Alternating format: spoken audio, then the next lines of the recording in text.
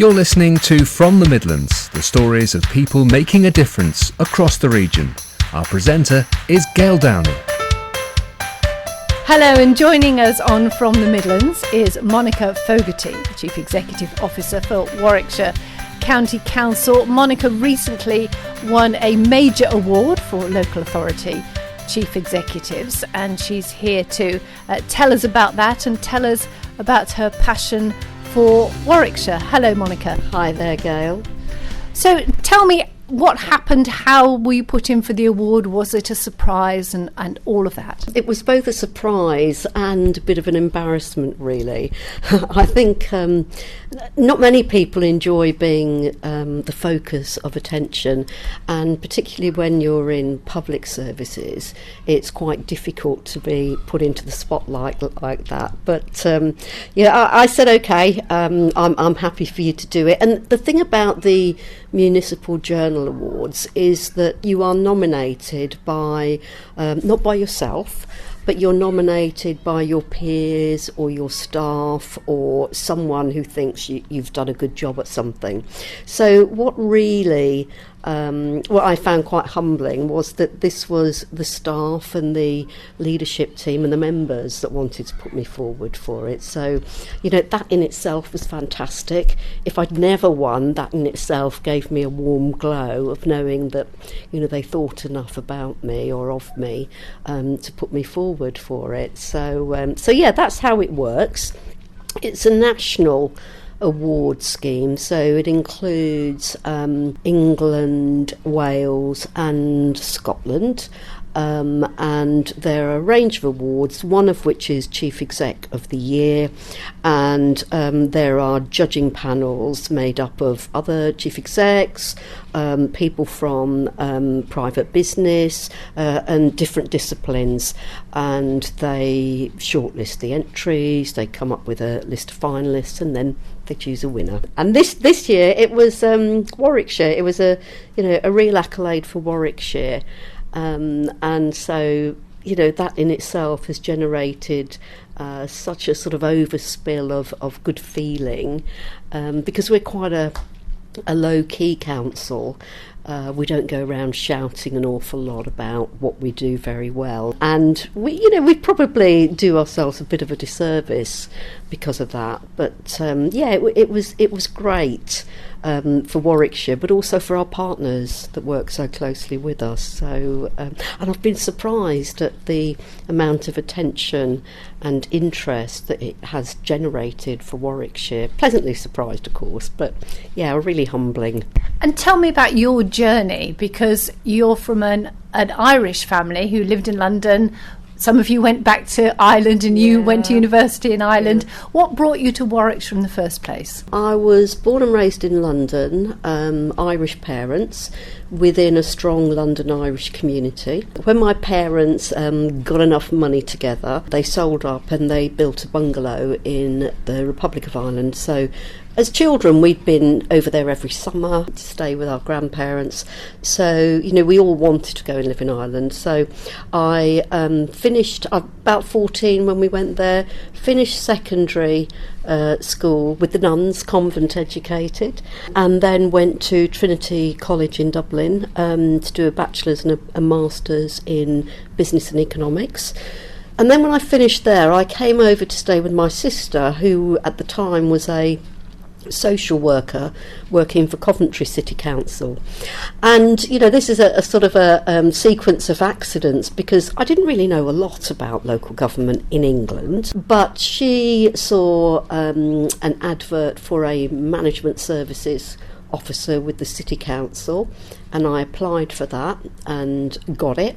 I'm told because my handwriting was so neat. And those were the days when you actually completed application forms by hand. And I can remember going into what was then the Lanchester Library to research local government, to find out what was this place where I was applying for a job. But actually it turned out to be brilliant, because the sort of thing I was doing was things like time and motion studies, ergonomics, looking at how people worked, efficiency, and then organisational reviews, structural reviews, all about getting the best ways of working. And as a result, that took me right around the local authority in Coventry, and I got exposure to all the different public services. I found, the variety was just fantastic. No 2 days were the same. Great people to work with. Elected members were brilliant. So I spent about 10 years at Coventry, ending up in the Chief Exec's department there, and then came to work at Warwickshire County Council, and I've been here ever since. A lot of people come to Warwickshire, say, with the intention that it's only going to be for a short while, but like me, they end up staying here because it's just a great place and the people are phenomenal, and I include the elected members in that because in large organisations like this, it's the people that make an organisation. Without the people, we have nothing. It's somewhere where I've had opportunity after opportunity. My dad used to always say to me that the harder you work, the luckier you get. And I do remind people here that, when we do achieve something, I say, it's not luck. It's not luck. We work really hard at this. But, we do see opportunities as well that we take. But it's just a great place to be. And local government, I think is really undersold and under-recognised in career terms. Because whether you start off having a public servant mindset or not, if you're in local government, you soon become exposed to so many opportunities and variety of work that, you can, like me, have several careers over decades. You don't have to stand still. There are some people who've been in the same role for 40 years and, God bless them, we need people like that. We need steady. But if you're the sort that wants, different opportunities and variety, then there's no better place than local government. And I guess variety came in the shape of the pandemic, when certainly people had to think on their feet.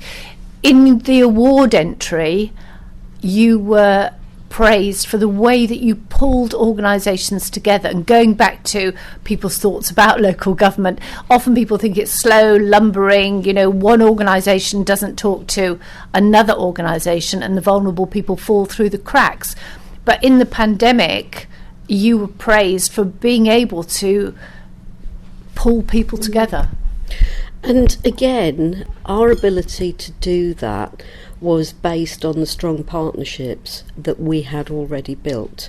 So we have excellent partnership relationships right across the West Midlands, with Coventry, with Solihull, in Warwickshire, with our police, with our health colleagues, with the community and voluntary sector. And so literally overnight, I was able to muster all the leaders of those sectors together and form a team that was our response team to the pandemic. So we met at 8 o'clock every morning, day after day after day. And actually we had started meeting, we'd stood up our arrangements before the pandemic was actually declared, because we sort of had an inkling that this was coming. And actually, I don't know, this was luck, that in, I think, the December of 2019, we had a partnership emergency exercise with our colleagues in Coventry and Solihull around a pandemic, and so we had gotten together to plan how we were going to respond. One of the things I did do was set up a WhatsApp group with my colleague chief execs in Coventry and Solihull, and that proved to be an absolute lifesaver. And WhatsApp, and Teams and immediate communications became the mainstay of how we dealt with COVID, because we could be in touch with each other right round the clock and instantly people were just so responsive, because this was charting new territory. None of us had ever been in a situation like this, but we trusted each other, we respected each other's judgment, we took the time, albeit at a fast pace, to check out with each other, just sense check our judgment as to what was the right thing to do. And when you have a really willing and capable workforce and partners who are willing to follow a lead, and they trust in that leadership, and they're willing to do whatever they're asked, you're going to have the best opportunity of doing well. And that partnership, those relationships, both inside the organisation and outside, were what allowed us to do so very well. Plus, of course, the fact that our elected members here just stood back and let me get on with it. Of course, I kept them posted and briefed and all of that, but they too had confidence and just allowed me and the team to get on with it. So that's what we did. It's not always an easy relationship between civil servants, local government officers and politicians, is it? I know that in this award, the leaders of every political party supported this award entry going forward. How does it work here in Warwickshire? Because there must be moments when you may have to cut things from the budget that you don't really want to do. It's not always easy, but I think that if you've established respectful, trusting relationships with all of the political parties, you can navigate your way through problems. So although we have a controlling administration, at this moment it's the Conservatives, I do make sure that I have very strong relationships with the leaders of all the political groups, so that they feel they can trust me, they can confide in me. I will give them all equal support, availability for guidance, so that we have a mutual confidence, because that again allows them to step back, put their trust in me and the other officers, safe in the knowledge that we're going to do the right thing for Warwickshire. Because as a chief executive, your commitment and responsibility is for the communities of the area. So for me, the communities of Warwickshire. And my job is to provide equal, neutral support to all of the politicians, to look out for them in terms of, advice or guidance around some of the decisions they might be thinking of making, and to provide them with evidence and insight to give them all of the criteria against which to make the right decision. That doesn't mean it's not tough sometimes, and at the moment we all know we're living through challenging times, post-pandemic, with all of the global pressures around fuel and energy, our own economy in terms of inflation. It's going to be a really tough winter for people, and local government is far from awash with cash and resources. So we know we're going to have to take some tough decisions. At the end of the day, those decisions are for the politicians to take. They will work on the basis of recommendations and information that we as professional officers provide them with, but it is their decision at the end of the day. What I can do is make them aware of the risks, the benefits, etc., and try and help them to come to those decisions, which of course will always be a lot less fraught or turbulent if you've got confidence between officers and members. One of the things that you helped support was making sure that children did not go hungry during the summer holidays. Given that was at the time, with the footballer Marcus Rashford butting heads with the government over this, was there a danger that you were treading a very political line here? In my experience, there's a balance between anticipation and action. And so Marcus Rashford brilliantly used his position to be able to lobby and to prick the conscience of politicians nationally. Now, at the same time, we as a council could feel and see and observe the pressures that were starting to bubble up in our local communities. So having provided things like food banks, food parcels, deliveries to vulnerable members of our community and those families who were struggling, we could see that this need was not going to go away just because it was the summer holidays. And we do have a welfare approach and scheme here in Warwickshire whereby we know where those vulnerable communities and people are. So it was always in our mind's eye to be doing similar over the summer period, and indeed in many other education vacation periods. So it just so happened that it coincided with the national movement that was underway. And our politicians here, to a party, were all in support of it. And one thing you'll find in Warwickshire is that our politicians attack the issue, not the person. So it's never personal, it's never nasty. So they have their political differences, of course they do, but when it's the right thing to do, they pull together spectacularly. So there was unanimity from our politicians that things like the meals, the holiday meal schemes, the activity schemes were the right thing to do. And so we funded and delivered that. And in the end it was absolutely non-controversial because the need was there, and we as a local authority, as a leader of place, saw it very much as our role to protect and look out for the vulnerable members of our society. And if we weren't going to do it, who was? But our community and voluntary sector and the armies of volunteers, people locally that stepped forward to do this was just heartwarming. And what it really illustrated to me and to many others is just how strong the sense of community is in Warwickshire, and just how much neighbours look out for each other, and what an untapped resource that is. They know what's going on with the person next door. They know the patterns of behaviour in their neighbourhood, and they know when there's something amiss or when there's an opportunity to prevent something, going wrong. So one of the big benefits that has come from COVID, and there have been many positive things, but one of the big benefits has been about really bringing to the fore that civic pride, that community action and sense of both belonging but also wanting to support each other, which is just wonderful. You're part of Coventry and Warwickshire Champions, which supports and promotes business in the city and also across the county.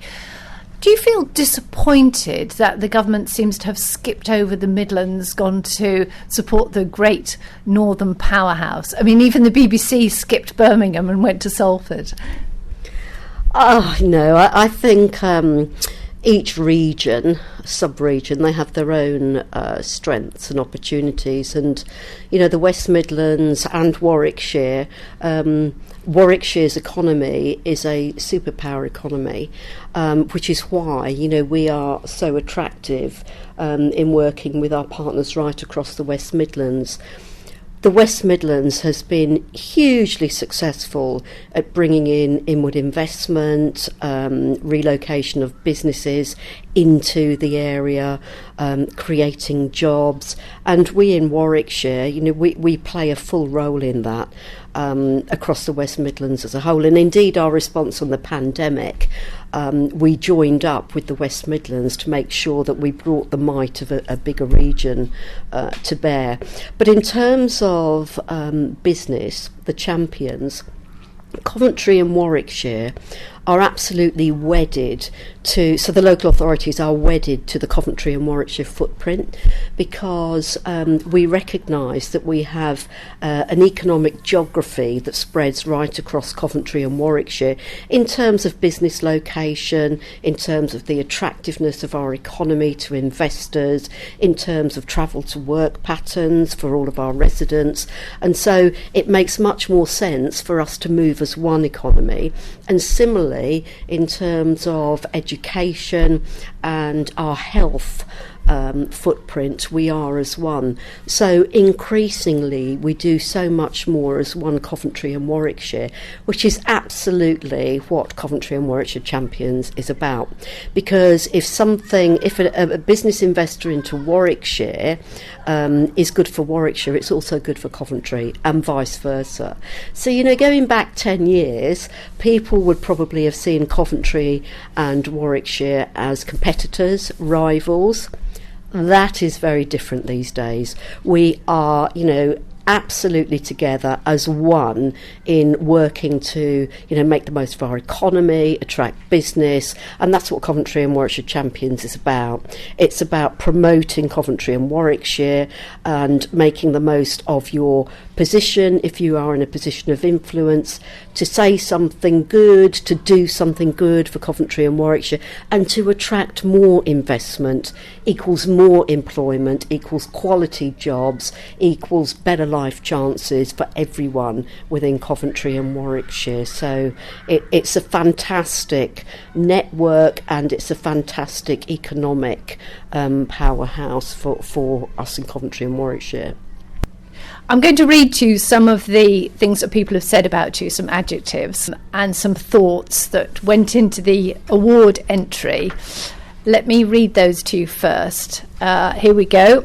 Positive and honest, but not brutal. Ready to thank and praise staff, but also call out poor behaviour.